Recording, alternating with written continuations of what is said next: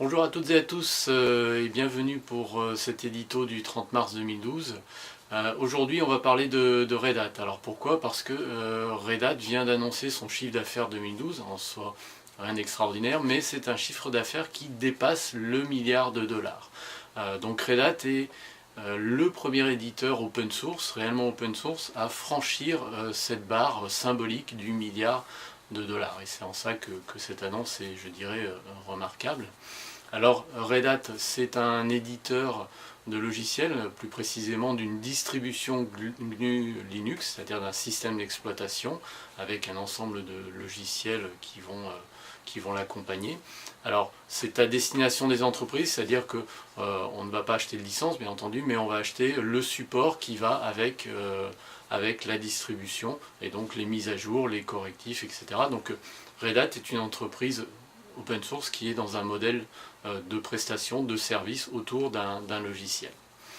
Red Hat, c'est aussi une distribution qui s'appelle Fedora, qui est une distribution plus communautaire, qui est un petit peu son laboratoire d'expérimentation, puisque à partir des Fedora, les Red Hat à destination des entreprises seront construites. Dans l'environnement Red Hat, on va trouver aussi une autre distribution qui s'appelle CentOS, qui reprend les sources de la Red Hat, qui remet à disposition les programmes. Mais cette fois, ça vous permet en gros d'utiliser une Red Hat sans forcément avoir acquis le support, auprès de Red Hat, puisque c'est au travers d'un support communautaire que seront fournies les mises à jour pour CentOS. Donc c'est tout un écosystème.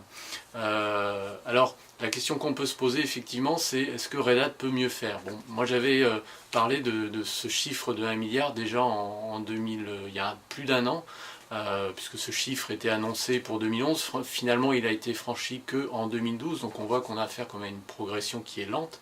Red Hat a été créé en 1993, donc il y a un peu moins de 20 ans. Alors certes, c'est une belle réussite, atteindre ce chiffre d'affaires en 20 ans, c'est pas mal, mais on voit qu'on n'a pas affaire à une entreprise à la Google qui explose en l'espace d'une dizaine d'années. On a une progression beaucoup plus lente. Alors certains seront tentés de dire, bah oui, c'est la faute à l'open source, à son modèle, où on ne vend pas de licence, où on se rémunère que sur des services. Mais d'un autre côté, on sait que c'est un modèle qui va favoriser la compétition, mais aussi la coopération. On parle souvent de coopétition pour symboliser un petit peu cette façon de faire. Et je pense que ça évite effectivement l'apparition ou le développement de monopoles. Et je pense que ça, c'est quelque chose qui est plutôt pas mal. Dont on peut, je dirais, se réjouir par rapport à l'open source. Les risques pour Red Hat dans le futur, un éventuel rachat par un plus gros que lui, car il y a des bien plus gros que Red Hat effectivement dans le monde de l'informatique. Red Hat a d'ailleurs prévu de racheter environ 300 millions de ses actions. Je pense que c'est effectivement dans une optique de se sécuriser et de limiter les risques de rachat par un concurrent éventuellement hostile.